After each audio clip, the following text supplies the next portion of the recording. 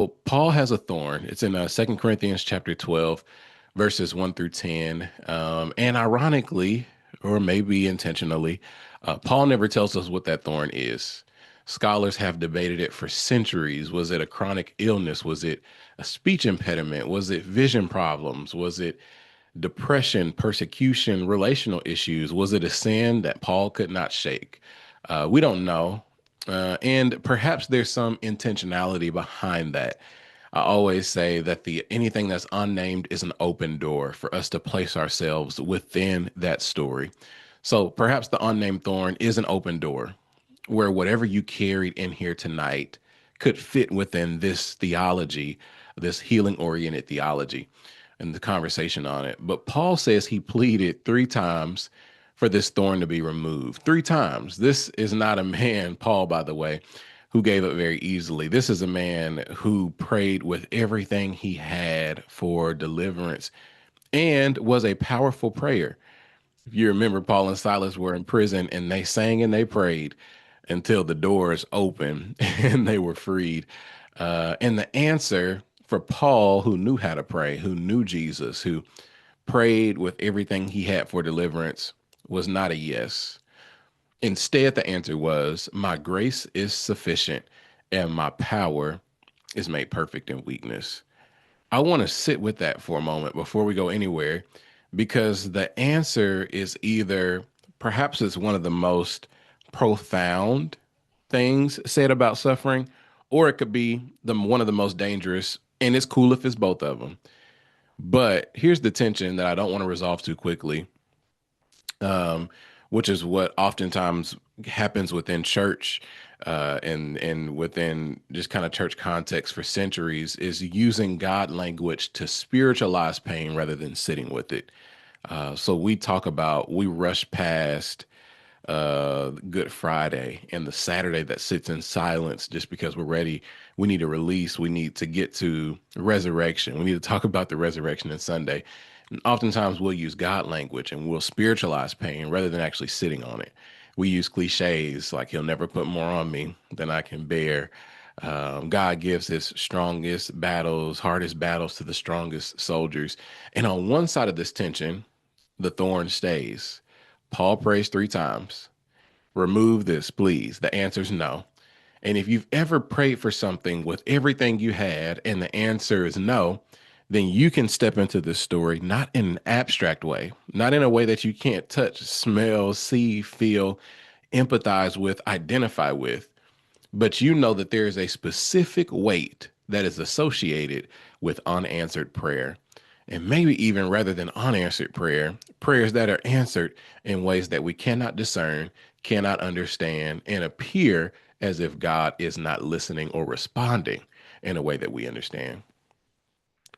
So on one side, the thorn stays and the prayer is unanswered. On the other side, something happens inside of the staying. Paul doesn't arrive at quitting. He arrives at something that sounds almost impossibly like peace. Here's what Paul realizes: when I am weak, then I am strong. It's going to sound simple, but this profound nonetheless, that when I am weak, then I am strong. This is not the sound of a man who gave up. This is a man who found something within the wound that he could not find anywhere else tonight. And so I want to propose a paradigm shift tonight. The question tonight is not, why does God allow thorns? That question, honestly, we may never have an answer for within this lifetime. The question is, what is God doing inside of the thorn? And how do we find that without pretending that the thorn doesn't hurt? So we don't want to play and we don't want to placate. We don't want to pretend.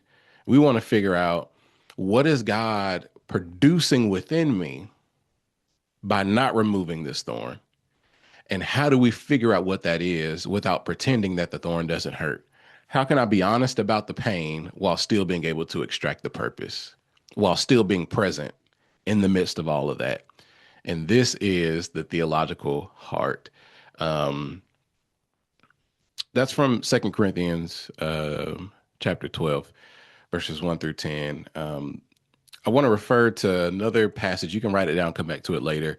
But Philippians 2, where Paul says that Jesus, though he was in the form of God, did not count equality with God a thing to be grasped. He emptied himself. Jesus emptied himself, took on the form of a servant, became obedient to the point of death, even on a cross. So much I can say about this verse. Here's the important part for tonight's lesson. Paul says that Jesus, although he was in the form of God, did not call himself or count himself equal with God, but instead he emptied himself. Jesus being the epitome of both confidence and humility. Humility coming from he knew that he was made of the same stuff as God. He knew that he knew his relationship with God. He knew the Godhood and the Godness inside of himself, but he did not think of himself as equal with God when Jesus came in the flesh. Instead, he emptied himself, took on the form of a servant, and became obedient to the point of death, even death on a cruel cross. Um, and there's a word, kenosis, I want us to think about as it relates to Philippians 2 and the theology of a thorn, looking at healing oriented theology. How does God view healing? Kenosis means self emptying. And what it tells us about God is this, that God does not observe suffering from a safe distance. Listen to me.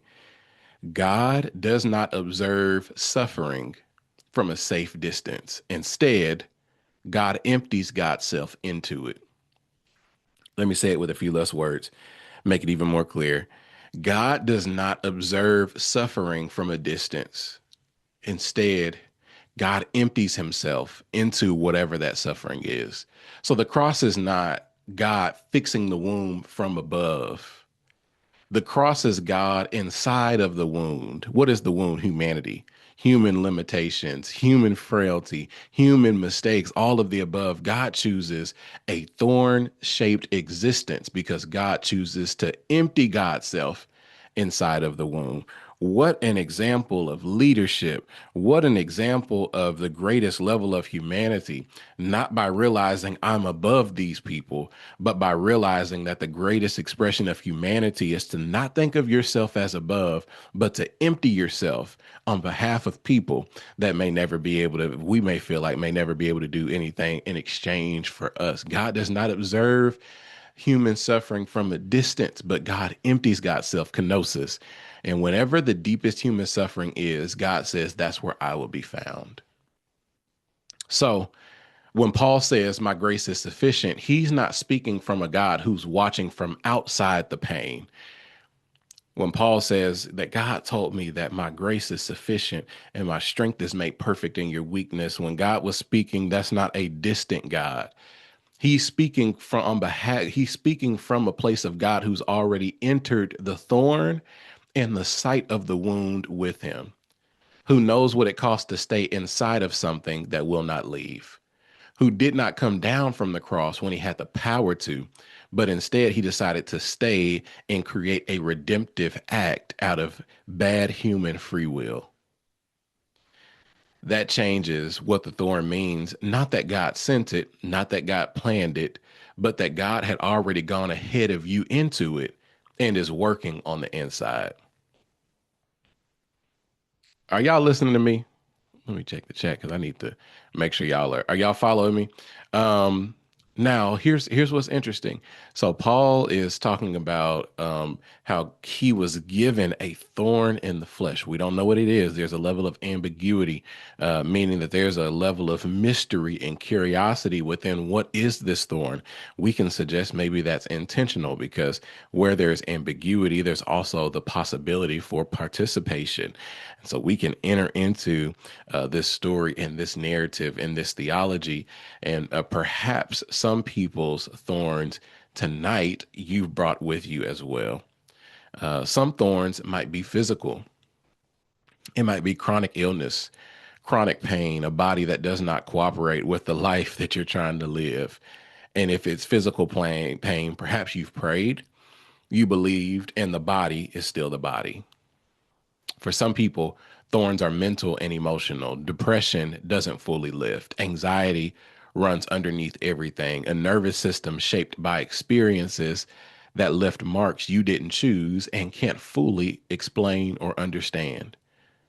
Some thorns might be relational, a marriage that is hard in ways that you couldn't have anticipated, a estrangement that's gone on so long that it has its own gravity, separation from children, separation from parents, a loneliness that persists even when you are not alone.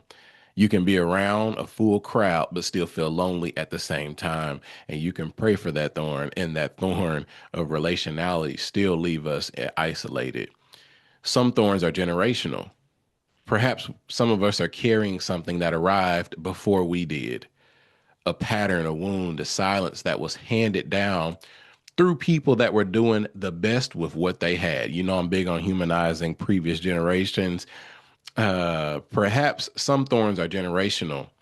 We didn't choose to carry it, but it was given to us by people that were doing the best with what they had and with what they knew, and we inherited it anyways. Some thorns, believe it or not, are systemic. We live within structures that oftentimes are not built for us. And no amount of personal healing fully resolves structural inequity and structural damage. And I sit in structural and systemic realities like racism, sexism, homophobia, classism, the ageism, the list goes on and on. The more I realize why they sing the song, "This world is not my home." I'm just a passing through. That thorn is not just inside of you, but for those systemic realities, maybe the thorn is outside of us too. And some thorns might be vocational, the cost of the calling, the sacrifice of the thing that we said yes to, what we gave up, what was taken, and what we carry because of the particular path that was chosen for us and that our life has taken. All of these are real, all of these are qualified, and all of these are the place where Paul's word lands and where the kenotic God has already gone. And so I wanted to bring a witness tonight by the name of Lauryn Hill. If you saw the flyer, she's a contemporary witness that's not a biblical one, but a contemporary one, and still one that's been used by God. Because after she released the Miseducation of Lauryn Hill, one of the most celebrated albums in the history of recorded music, Lauryn Hill disappeared. She withdrew from the industry. She made choices that confused people who loved her. She gave performances that critics called erratic, lost, some said broken, others said. But Lauryn Hill insisted that something different was taking place. She said that the industry had required her to perform a version of herself that was slowly killing her.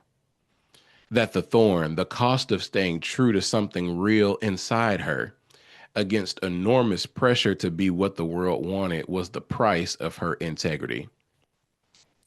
Why are you giving me this Lauryn Hill example? Because Lauryn Hill, and not just the miseducation as in the album, but the aftermath, which is the clarity about what God has called me to do and how do I stay faithful. She did not overcome the thorn the way Paul didn't. She didn't get delivered from it. She chose to stay inside of her own truth. Listen, even when it cost her everything the world said she should want. Lauryn Hill did not overcome the thorn. She did not get delivered from the thorn, but chose to stay true to her own truth and stay inside of that, even when it cost her everything the world told her these are the things that you should want.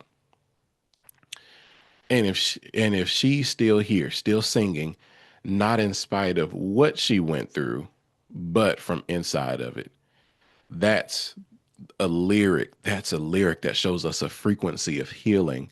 Not that the lyrics are always triumphant and victory filled. Sometimes those lyrics are survival lyrics. It's what you say when the thorn stays, but you decide that what is true about you is not going to be changed by the world and what the world decides to do with our wound. This, brothers and sisters, story as it relates to Lauryn Hill is thorn theology. This is what Paul is reaching for. Not always deliverance, but defiant, grace, sustained faithfulness.